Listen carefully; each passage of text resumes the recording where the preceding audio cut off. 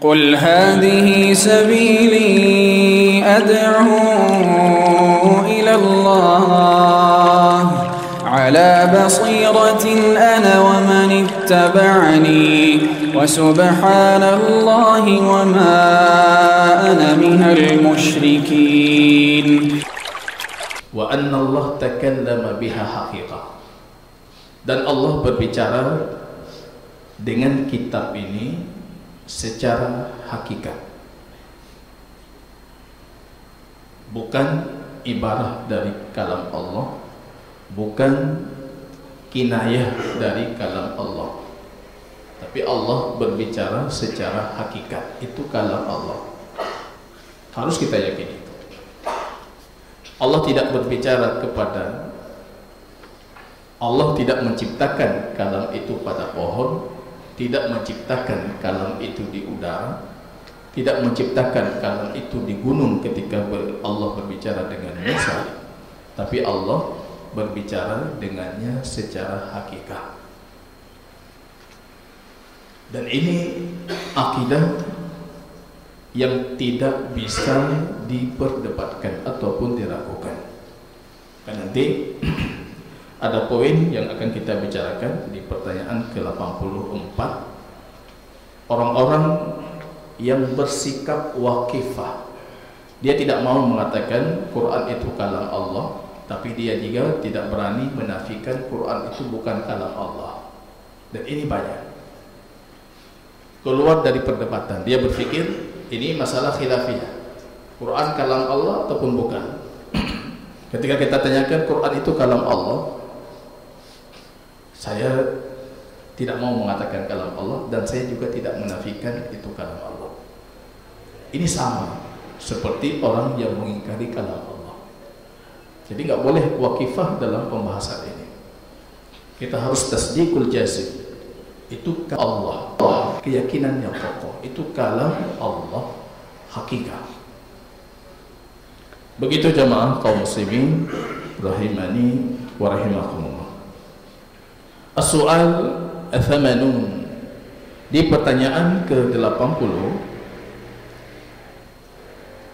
Syekh Hafidz Al-Hakami di sini melontarkan sebuah pertanyaan, ma manzilatul Quran minal kutub al-mutaqaddimah. Apa posisi atau kedudukan dari Al-Quran terhadap kitab-kitab suci samawi sebelumnya?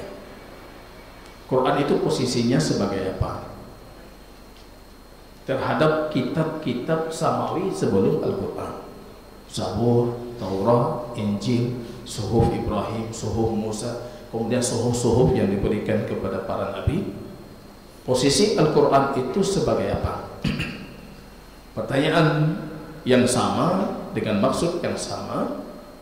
Apa kelebihan Al-Quran dibandingkan kitab-kitab sebelumnya? Itu yang dimaksudkan pertanyaan.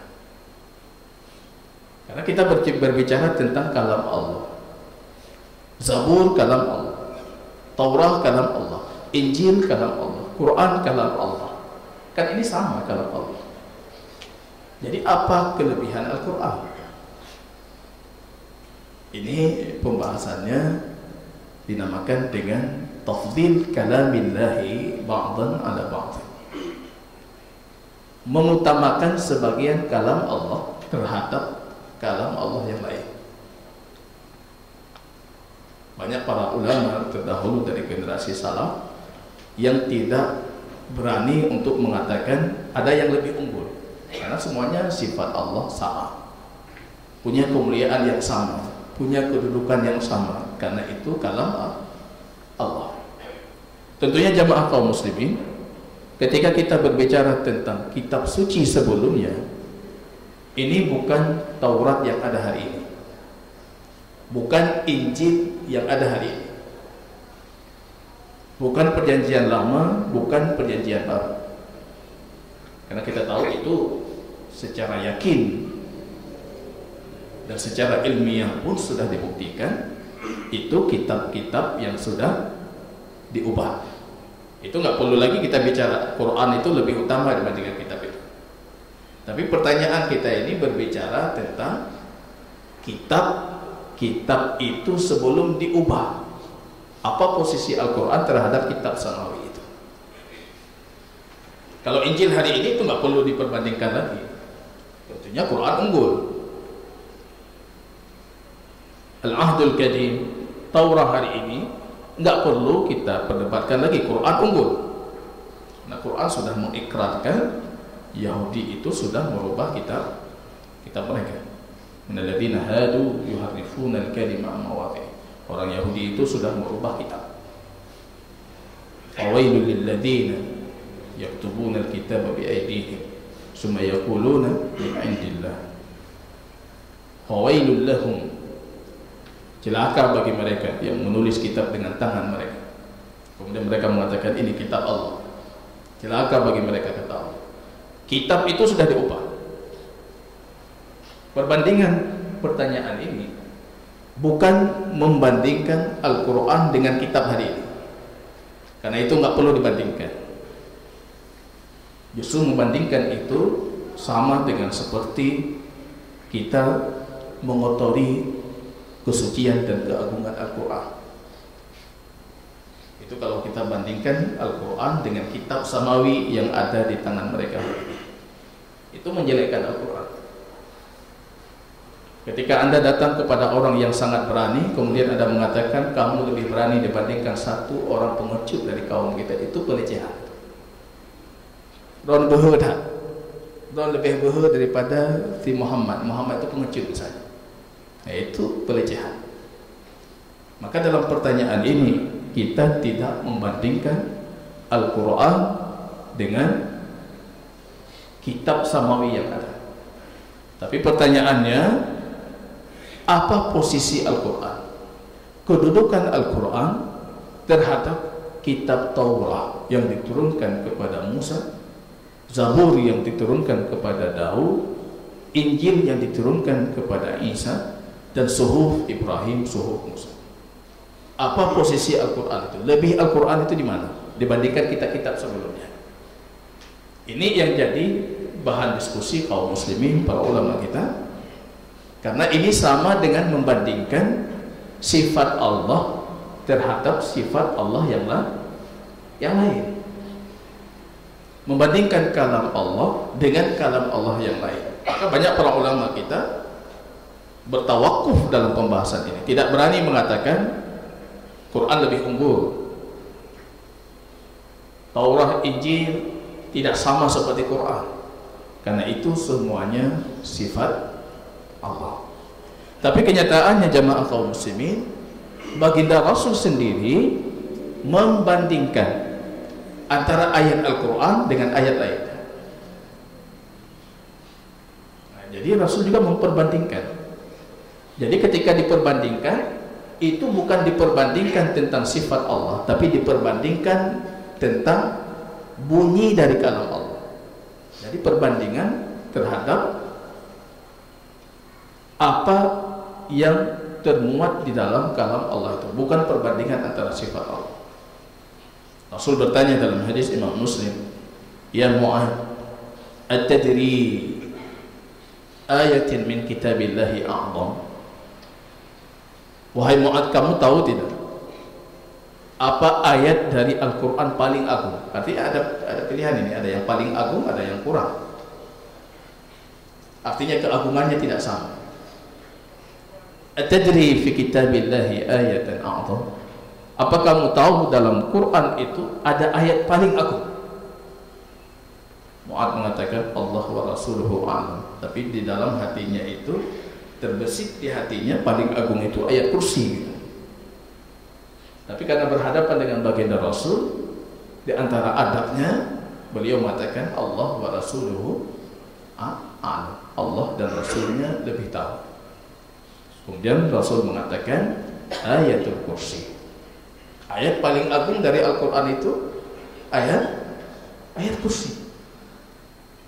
Ketika kita membacanya selesai salat tadi, tidak ada yang menghalangi kita dari surga Allah kecuali kematian. Tinggal mati betul, kata surga. Cuma saya nggak tahu apa kita baca tadi. bacaan majari. Apa ayat paling agung dari kitab Allah? Mu'ad mengatakan khatar bibadi, muncul di hatiku itu ayat kursi. Tapi yang keluar dari lisannya Allah wa rasuluhu a'lam. Rasul mengatakan ayatul kursi, ayat paling agung itu ayat kursi. Berarti membandingkan antara ayat dengan ayat itu sah, boleh. Maka Qadhi Iyad ketika menjelaskan Mu'ad itu, beliau mengatakan ini madhab yang rajih, yang lebih kuat, boleh membandingkan antara satu ayat dengan ayat lainnya. Dan itu pendapatnya Ishaq ibnu Rahawayh, Syekhu Al-Imam Al-Bukhari rahimahullah, guru dari Imam Al-Bukhari. Ishaq ibnu Rahawayh juga berpendapat boleh membandingkan antara kalam Allah dengan kalam Allah yang lain, dan boleh membandingkan antara ayat Quran dengan ayat yang lain. Kita mengatakan ayat ini lebih berat, seperti dalam hadis Imam Ibnu Mardam, para ulama menghukumi hadis ini dengan kedhaifan. Baginda Rasul bertanya kepada Aisyah, ala adulluka ala idhami suratin idhamuha ka idhami samawati wal ardh. Boleh tidak aku tunjukkan kepadamu wahai Aisyah satu surat yang agungnya melebihi surat yang lain dan keagungannya itu meliputi keagungan langit dan bumi. Aisyah mengatakan, bala ya Rasulullah, tentu wahai baginda Rasul.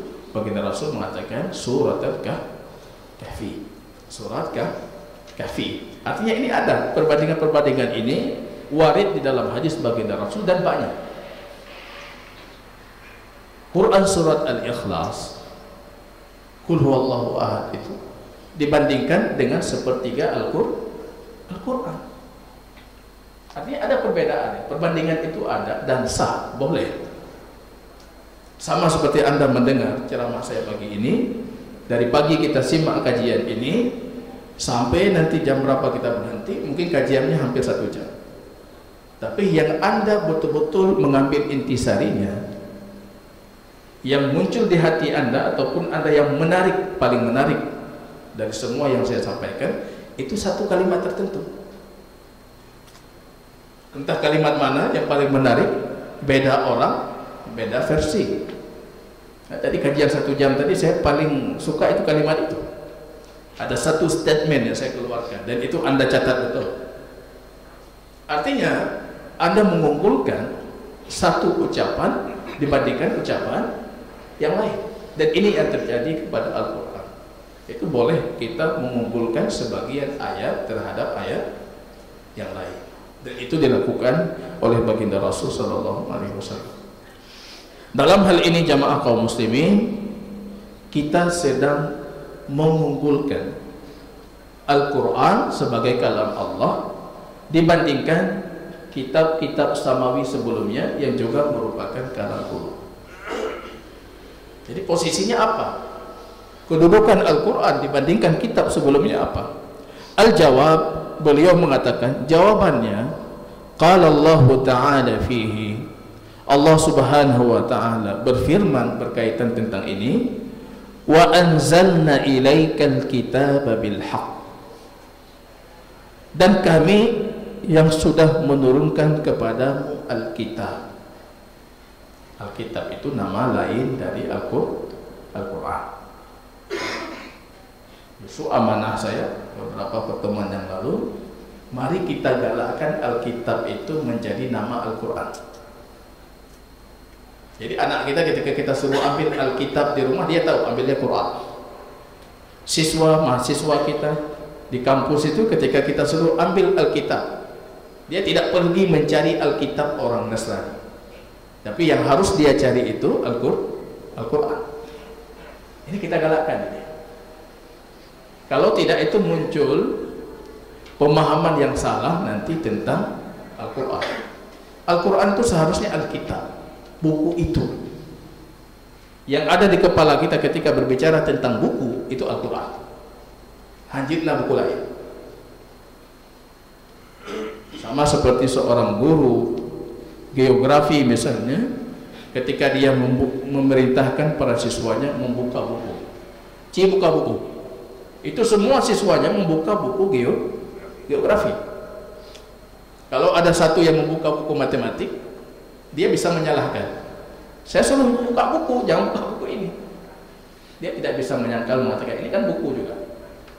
Tentu maksud dari guru geografi, buku itu buku geografi. Yang harus ada di benak kaum muslimin ketika kita berbicara tentang kitab, itu Quran. Kalau tidak, kita malu dengan Nasrani. Nasrani kalau kita bicara tentang kitab suci, mereka mengatakan itu ada dalam Alkitab, dalam buku kami. Yang ada di benak mereka, buku itu satu, kitab mereka. Sedangkan kita tidak bisa mengatakan ini ada dalam Alkitab kami, karena kaum muslimin akan memahami lain. Kok ada dalam Alkitab? Padahal nama lain dari Al-Quran itu Alkitab. Kami menurunkan kepadamu, wahai Muhammad, Alkitab bil haq. Ini Al-Quran diberikan legalitas oleh Allah sebagai muatan kebenaran, dengan kebenaran. Al-haq di situ alif lam istighraqiyah, yang mencakup semua isi dan kandungan Al-Quran itu kebenaran. Umantan yang ada dalam Al-Quran itu kebenaran. Apa fungsi kebenaran itu? Musaddiqan lima baina yadayhi minal kitab wa muhaiminan alih. Jadi kedudukan Al-Quran dibandingkan kitab sebelumnya, dalam ayat ini disebutkan dua kedudukan. Pertama, kitab Allah itu sebagai musaddiqan. Musaddiqan artinya bukti yang membenarkan kitab sebelumnya. Jadi ketika ada kabar di kitab sebelumnya, kemudian ada kabar dalam Al-Quran, kalau kabar itu sama, kita benarkan. Kalau kabar itu tidak sama, kita dustakan dan kita membenarkan Al-Quran. Jadi alat ukur kebenaran kitab sebelumnya. Jadi Quran itu sebagai alat ukur kebenaran kitab sebelumnya dan bukti kebenaran kitab sebelumnya. Bukti ini tidak bisa ditampik oleh orang Yahudi di zaman baginda Rasul, tapi cuma kesombongan mereka yang membawa mereka untuk mendustakan Al-Quran. Jadi mereka duduk bersama kita datang kepada Muhammad, itu dalam hadis Imam Bukhari. Kita bertanya kepada Muhammad tentang Ashabul Kahfi, para penghuni gua. Kita bertanya tentang Zulkarnain, kita bertanya tentang Musa. Kemudian sampai ke sana, mereka bertanya tentang itu, ingin menguji kebenaran risalah baginda Rasul, menunggu baginda Rasul Sallallahu Alaihi Wasallam, dan mereka menertawakan. Muhammad nggak tahu itu. Tiba-tiba turun firman Allah, lengkap ceritanya. Kemudian mereka masih mendustakan, padahal itu sudah cukup sebagai bukti membenarkan apa yang ada di kitab mereka. Sedangkan baginda Rasul itu ummi, tidak bisa baca dan tidak bisa tulis, tapi mereka menampik dan mereka mengingkarinya. Quran itu bukti kebenaran kitab sebelumnya. Musaddiqan lima baina yadayhi minal kitab wa muhaiminan alih. Dan Quran itu punya haimanah, menguasai kitab sebelumnya. Itu menguasai secara kekuatan dan menguasai secara materi. Jadi kita harus mengakui kitab paling sempurna itu Al-Quran. Kitab paling lengkap itu Al-Quran. Dari semua kitab yang diturunkan, Al-Quran itu paling panjang. Harus kita akui itu. Kalau nampak kitab orang itu lebih panjang, berarti itu kedustaan yang ditambahkan. Seharusnya Al-Quran itu lebih panjang, Al-Quran itu lebih komprehensif, Al-Quran itu lebih sempurna. Kalau kita dapati mereka itu kitab mereka lebih tebal, berarti itu kebohongan-kebohongan yang sudah ditambahkan. Karena Quran itu secara materi itu muhaiminan alaih, itu menguasai semua materi kitab sebelumnya. Dan dia bukan cuma sebatas menguasai secara materi dan menguasai secara kekuatan, artinya lebih kuat, sehingga tidak bisa kita unggulkan. Ini yang terjadi kepada Umar ibn Khattab. Umar itu pergi ke Yahudi, orang Yahudi rupanya memberikan hadiah kepada Umar beberapa lembaran Taurat. Bangga Umar itu datang ke Rasul dalam kondisi bangga, ini dapat hadiah, Bang. Bukan bangga karena meyakininya atau apa, tapi ini dapat sesuatu hadiah, dan itu kitab suci mereka. Ya, sampai hari ini jarang sekali orang Yahudi itu akan memberikan anda kitab mereka, haibinya. Tapi Umar diberikan. Sampai ke Rasul, Rasul bertanya, apa itu Umar? Safahat Taurat, beberapa lembar Taurat. Marah baginda Rasul sallallahu alaihi wasallam. Law kana akhi Musa hayyan, kalau saudaraku Nabiullah Musa masih hidup, ini kalau masih hidup, Taurat yang dibawa Taurat yang benar, wahyu yang benar, belum diubah-ubah, kalau masih seperti itu, ma wasi'ahu illa ittiba'i, maka tidak ada yang lapang untuknya kecuali harus mengikutiku. Apalagi ini Tauratnya sudah tidak benar. Kalau sekiranya masih benar, maka dia harus ikut, dia harus mengikuti. Begitu juga dengan Nabi Isa. Nabi Isa nanti akhir zaman akan diturunkan kembali, dan itu di antara tanda-tanda kiamat besar, dan beliau akan menjadi Muslim sebagai pengikut baginda Rasul. Satu Nabi yang para ulama membuat teka-teki posisinya sebagai Rasul, Nabi, sebagai sahabat, dan juga sebagai pengikut. Nabi lain nggak dapat itu cuma Nabi Isa. Nabi iya beliau, Rasul iya, sahabat iya, berjumpa dengan baginda Rasul. Kalau Nabi sebelumnya dihukumi dengan kematian, Nabi Musa, Nabi Isa itu tidak dihukumi dengan kematian, diangkat. Sahabat iya, nanti turun lagi akan jadi pengikut. Kalau yang mereka bawa itu benar, mereka tidak lapang, kata baginda Nabi, kecuali harus mengikutiku. Karena Quran ini muhaimin. Dia muhaimin itu bahasa lainnya menaklukkan. Menaklukkan apa yang ada sebelumnya, mengalahkan, ataupun dia diunggulkan terhadap kitab-kitab sebelumnya. Hadisu an Bani Israel wala haraj, silahkan sampaikan tentang Bani Israel dan tidak ada haraj, artinya kalian tidak perlu terbebani dengan itu. Cerita-cerita Bani Israel kalian tidak perlu terbebani. Tapi ketika cerita itu menyelisihi konsep Al-Quran, wahyu yang dibawa oleh baginda Rasul, kita wajib mengingkari dan wajib menolaknya. Tapi kalau nggak ada pengingkaran dari Al-Quran, ya terserah, bicara saja tentang Bani Israel. 7 nama Ashabul Kahfi, Maksalmina, Fulan, Tamliha, ini itu disebutkan dalam Bani Israel. Tapi dalam kitab kita tidak disebutkan. Orang berbicara tentang itu tidak ada masalah. Istrinya Nabi Yusuf, Zulaikha, pada itu Zulaikha. Tapi ada yang mengatakan seperti itu, bermasalah? Nggak ada masalah, selama tidak diingkari oleh Al-Quran. Silahkan. Detail cerita-cerita yang ada dalam kitab suci kita Al-Quran, tapi detailnya ada di kitab mereka, silahkan sampaikan, tidak ada masalah.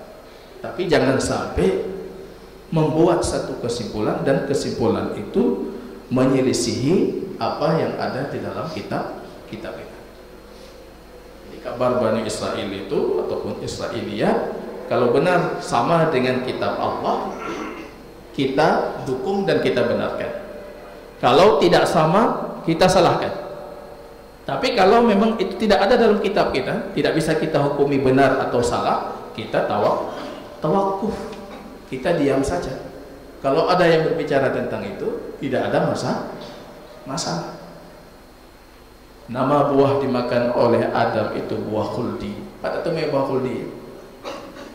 Padahal buah khuldi itu penamaan dari iblis. Itu dinamakan dengan buah keabadian, al-khuld, khalidin. Kalau engkau makan, engkau abadi. Tapi nama itu buah khuldi tidak bisa kita tetapkan dan tidak bisa kita ingkari.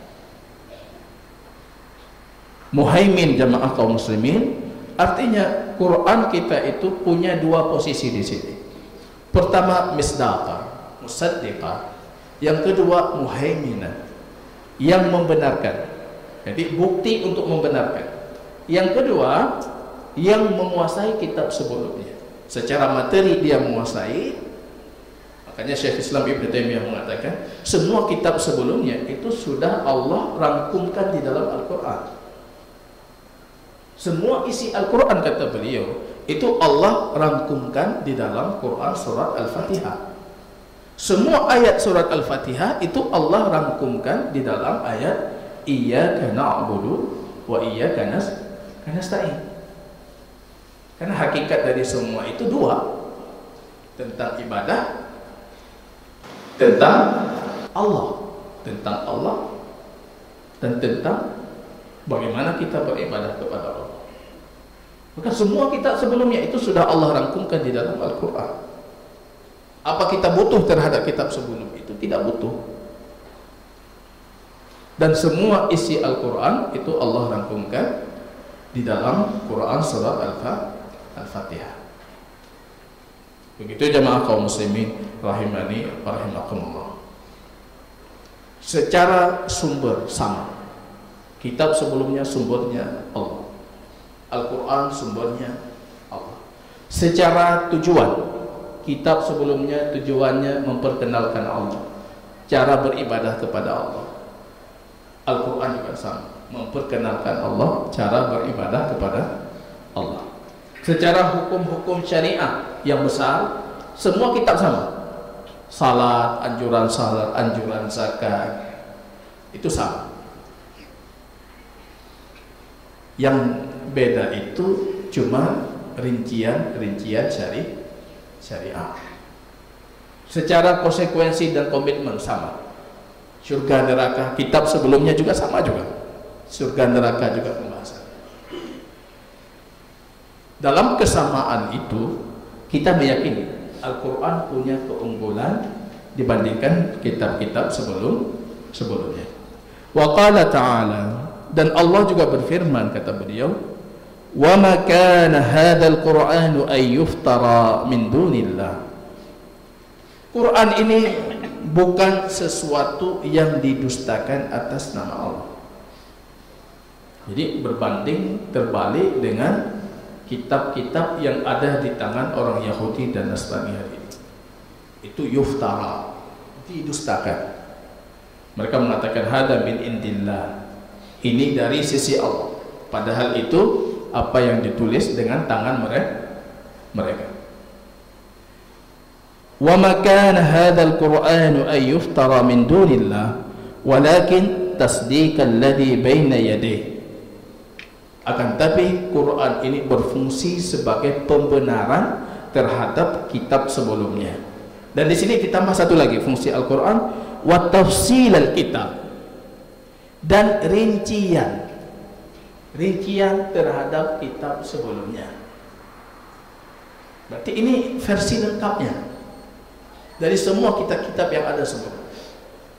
Wa tafsil itu rincian terhadap kitab sebelumnya. Jadi kadang-kadang kita memahami di kitab mereka lebih detail, itu salah. Jangan seperti itu pemahamannya. Justru kitab kita lebih detail. Detail di kitab sebelumnya itu akibat dimasukkan kebohongan-kebohongan. Jadi kemangat bapak, ceramah tambah cerita ditambah. Akhirnya kitab sebelumnya kelihatan lebih detail. Seharusnya yang kita yakini Quran kita itu lebih detail dibandingkan kitab sebelumnya. Tapi Quran kita tidak memuat apa yang tidak penting. Maka nama-nama itu tidak dimuat. nama tempat tidak dimuat, waktu tidak dimuat, karena itu tidak penting untuk sebuah kisah. Nama orang nggak penting, siapapun orangnya, yang penting kisahnya ini. Jadi Al-Quran itu versi rinci terhadap kitab suci sebelumnya. Jadi, jangan salah kaprah kita, jangan salah memahami, karena kita sering berpikir kitab suci sebelum Al-Quran itu lebih detail. Tidak jarang para dai mengatakan ini ceritanya lebih detail ada di perjanjian lama, ceritanya lebih detail ada di perjanjian lama. Itu salah itu. Karena seharusnya yang lebih detail itu Al-Quran. Detail yang ada di sana itu hanya kebohongan yang mereka masukkan dan mereka tambahkan. Jangan rujuk ke sana. Begitu jemaah kaum muslimin, wa tafsilal kitab la raiba fihi min rabbil alamin, yang tidak ada keraguan di dalamnya dari Tuhan semesta alam. Tidak ada keraguan terhadap kebenaran isi Al-Quran. Al-Quran surat Yunus ayat ke-37, wa qala ta'ala ma kana hadisan yuftara walakin tasdiqa alladhi baina yadayhi wa tafsila kulli syai'in wa hudan wa rahmatan liqaumin yu'minun. Di sini ditambah lagi fungsi Al-Quran sebagai pembenaran, sebagai rincian terhadap kitab sebelumnya, dan petunjuk, warahmat, dan rahmat liqaumin yu'minun.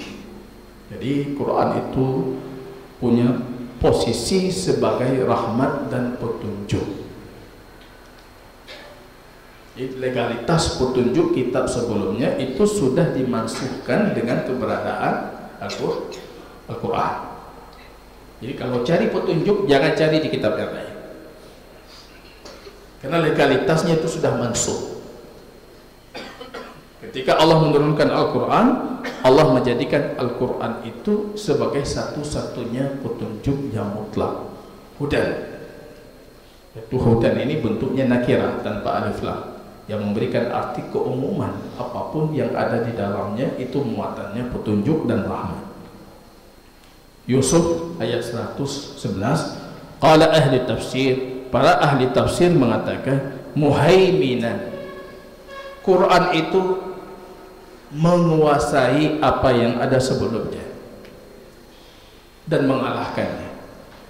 Mu'taminan, dan Quran itu yang terjaga dengan penuh amanah dibandingkan kitab sebelumnya. Wasyahidan, dan Quran itu sebagai saksi terhadap kitab sebelumnya.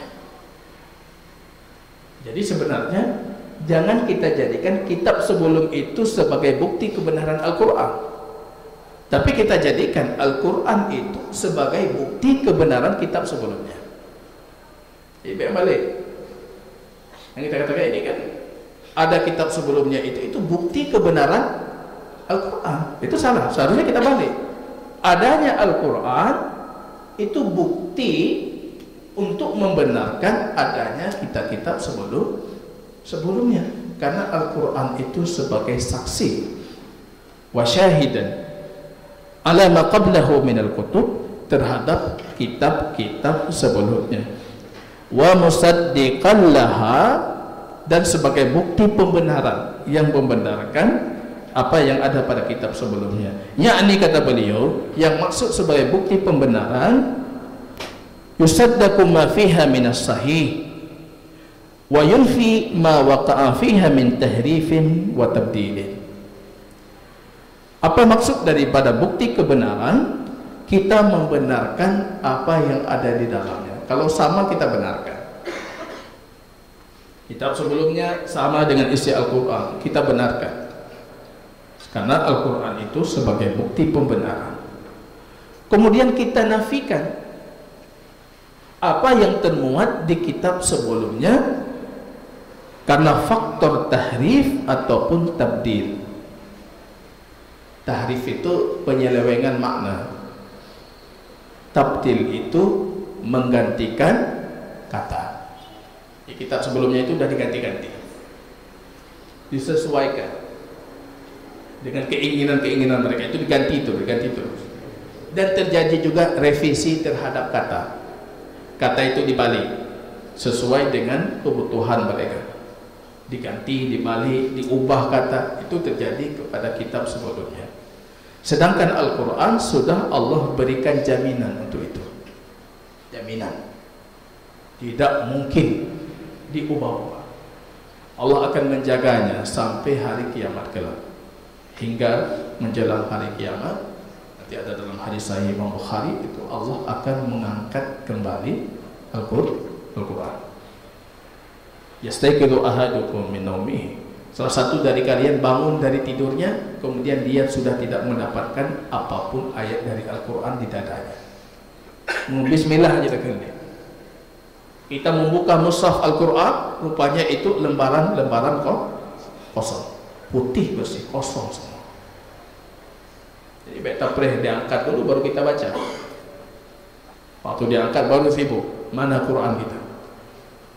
Sekarang kita memuliakan Al-Quran itu. Nanti poin selanjutnya itu berbicara tentang apa kewajiban kita terhadap Al-Quran. Anda sudah tahu ini keunggulannya seperti ini. Quran itu lebih dari kitab sebelumnya. Kemudian apa actionnya? Apa aksi kita? Anak kita warung lagi biasa lah. Quran, anak tahu Quran tidak kita baca. Artinya apa manfaatnya itu? Mengakui keunggulan Al-Quran itu tujuannya supaya Anda tidak pernah melepaskan Al-Quran dari saku kita. Itu tujuannya. Jangan hilang Al-Quran dari hidup kita. Quran itu paling hebat, Quran itu paling agung, besar pahalanya, macam-macam. Tapi rupanya actionnya nggak ada.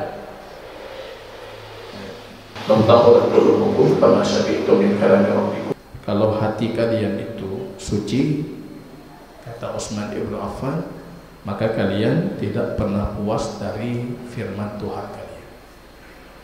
Hansis Ibnu Taimiyah ketika sudah di penjara, beliau baru punya kelapangan waktu untuk Al-Quran.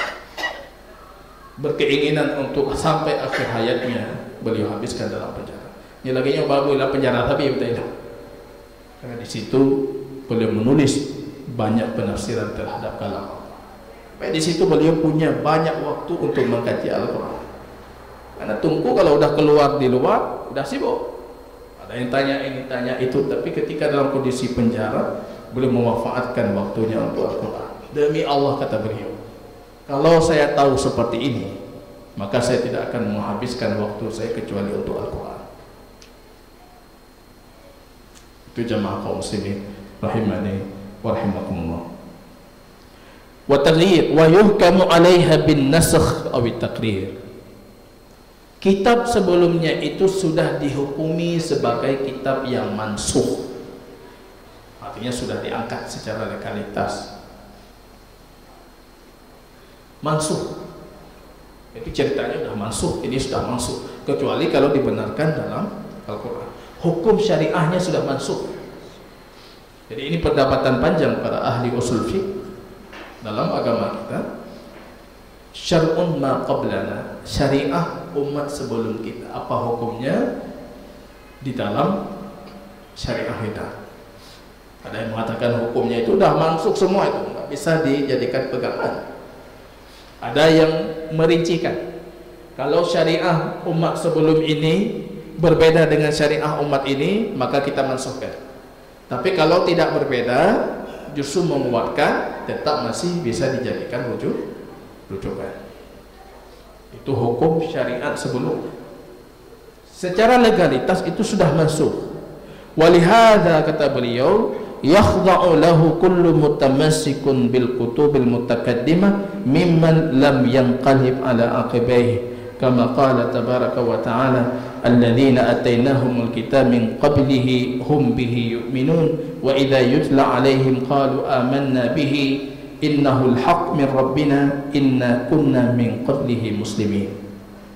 Maka kata beliau, yang kita dapati, semua orang yang punya ketulusan hati, kesucian hati dari umat sebelumnya, ketika mereka mendapatkan Al-Quran, maka mereka langsung mengatakan kami mengimaninya. Itu terjadi kepada banyak para tokoh Yahudi. Salah satu yang paling masyhur, Abdullah ibnu Salam, tokoh Yahudi, pembesar Yahudi. Ketika mendengar Al-Quran langsung dia paham, ini benar. Al-haq min indi rabbina, ini kebenaran dari Tuhan kami. Kenapa? Karena dia sudah mengkaji kitab-kitab sebelumnya dan dia mendapatkan kesamaan kebenaran itu. Kecuali ada orang-orang yang memang hatinya sudah mati, dan itu lebih banyak. Mereka sudah mengakui ini benar. Maka dalam Quran surah Al-Baqarah Allah mengatakan, sebagaimana mereka mengenali anak mereka sendiri. Tahu kebenaran Al-Quran seperti mengenal anak mereka sendiri, tapi tetap bersikukuh Quran itu tidak benar. Muhammad itu bukan Nabi. Dan memang itu dari buyut-buyutnya itu sudah di framing sebelumnya, sudah didoktrin sebelumnya. Nabi terakhir akan turun di Jazirah Arab, tapi itu dari keturunan Yahudi. Jadi apapun yang datang dari orang Arab, mereka tidak akan percaya. Padahal mereka dapatkan itu dari kitab mereka. Nabi itu akan turun di Haram, akan turun di gurun pasir Mekah, akan turun di sana. Maka mereka pergi berhijrah ke Jazirah Arab, mendiami Madinah. Tujuannya supaya lahir dari anak cucu mereka Nabi terakhir. Tapi ketika mereka mendapati Nabi itu justru dari suku Arab, yang latar belakangnya itu keturunan Ismail, yang sangat mereka jelek-jelekkan sepanjang sejarah, akhirnya mereka mengingkarinya. Tapi dalam ayat ini Allah mengatakan, alladzina atainahumul kitab min qablihi hum bihi yu'minun. Ada orang-orang yang pernah kami turunkan kepada mereka kitab sebelumnya, dan mereka betul-betul mengimaninya. Kalau sebelumnya Nasrani, dia betul-betul dengan agama Nasraninya, betul-betul terhadap Injilnya, dia akan mengakui kebenaran risalah Muhammad. Tapi ada dari mereka itu nggak betul-betul dengan kitab sebelumnya. Wa idza yutla alaihim, dan ketika dibacakan kepada mereka ayat-ayat, qalu, mereka mengatakan amanna bihi. Jadi ketika dibacakan Al-Quran, mereka langsung mengatakan, kami beriman terhadap kitab ini. Innahul haq min rabbina, karena kitab ini kebenaran dari Tuhan kami. Jadi ada yang seperti itu. Ada juga, kalau bahasa pengarang kitab kita di sini, yang qalibu ala aqibih, sudah tahu itu benar, tapi dia masih menjungkir balik kakinya. Tapi nggak mau ngotot dia, tetap itu harus salah. Apapun ceritanya harus salah. Maka tidak jarang terjadi kasus pada zaman baginda Rasul. Dia datang kepada Rasul bertanya tentang kebenaran Al-Quran. Ketika sudah terbukti kebenarannya, mereka justru mengingkarinya. Wahai Muhammad, ceritakan kepada kami ini. Kalau kamu mampu menceritakan, kami masuk Islam. Diceritakan oleh baginda Rasul dengan harapan mereka masuk Islam. Rupanya mereka balik lagi. Nah, ini faktor mereka sendiri yang sudah menghijabkan hatinya dari petunjuk yang dibawa oleh baginda Rasul. Dan kita dalam kasus ini banyak juga kesamaan kita jemaah kaum muslimin. Ada kebenaran versi kita tertentu yang kita berkekeh dengan kebenaran itu. Ketika datang kebenaran lain, lo hantu dengar kecuali dari si fulan. Ini sama. Saya tidak akan menerima itu kecuali dari si fulan. Oh, yang ustaz fulan, anda tu dengar lu pokoknya dua ustaz fulan sih, baru tu dengar. Itu gaya yang sama yang dilakukan oleh orang Yahudi di zaman itu. Kalau bukan dari keturunan Ishak, kami tidak akan menerima kebenaran itu. Jadi kebenaran itu sudah diikat dengan individu manusia, bukan diikat sebagai sebuah kebenaran. Itu berbahaya dalam cara kita beragama. Mengikat kebenaran dengan tempat, mengikat kebenaran dengan individu, itu gaya orang sesat. gaya orang salah, gaya firqah menyimpang. Kita ikat dengan saya harus dari fulan, saya harus dari tempat fulan, saya harus dari orang fulan. Itu gaya orang ahli batil. Kalau gaya ahli iman, dia mengikat kebenaran itu dengan kebenaran. Maka Quran itu sebagai pembawa bukti terhadap kebenaran. Begitu jamaah kaum muslimin rahimani wa rahimakumullah, beliau mengatakan wa ghairu dzalika. Banyak sekali ayat dengan nada yang sama yang menyebutkan tentang fungsi dan kedudukan Al-Quran dibandingkan dengan kitab-kitab sebelumnya. Wallahu ta'ala a'lam bishawab.